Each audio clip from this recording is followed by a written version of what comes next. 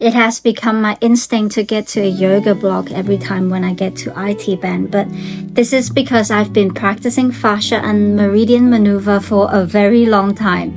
Now, sometimes using a massage ball alone doesn't fully work for certain parts of my body, especially here in the IT band. Now, this is the most ligament heavy part of the body, and that is why it's called a band. I would suggest you start with something like a lacrosse ball or tennis ball, something bigger in size.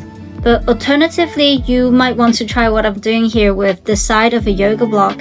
And if it's too intense, you can soften it by covering the block with a cloth or blanket to reduce pressure. Now remember, it's not about the props, it's about what your body feels. Let your body guide you in terms of how much pressure, which angle that works best for you. Now be creative with props for the purpose to meet the need of your body.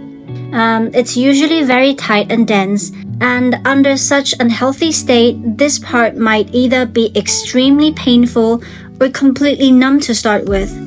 No matter what prop that you're starting with, if you feel completely nothing, you might want to give it some more time, and this could be a sign of a weak glute muscle and the reason of a outer knee pain and lower back pain.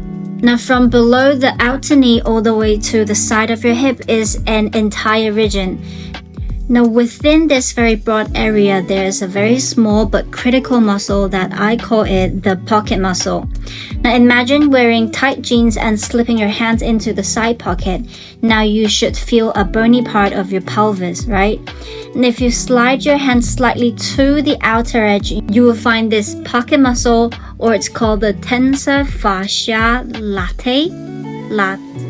Actually, I don't know how to pronounce it. It's very small, but it plays a huge role for those dealing with outer knee pain and lower back pain. Though the pocket muscle is very tiny, but any trigger points in this muscle will feel very distinct, so it's not too difficult for you to locate.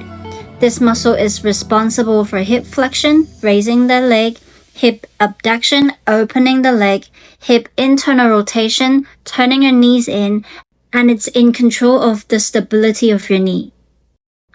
In general, it's essential for maintaining hip stability, and it can have a big impact on pain relief that ordinary stretches might not be able to target.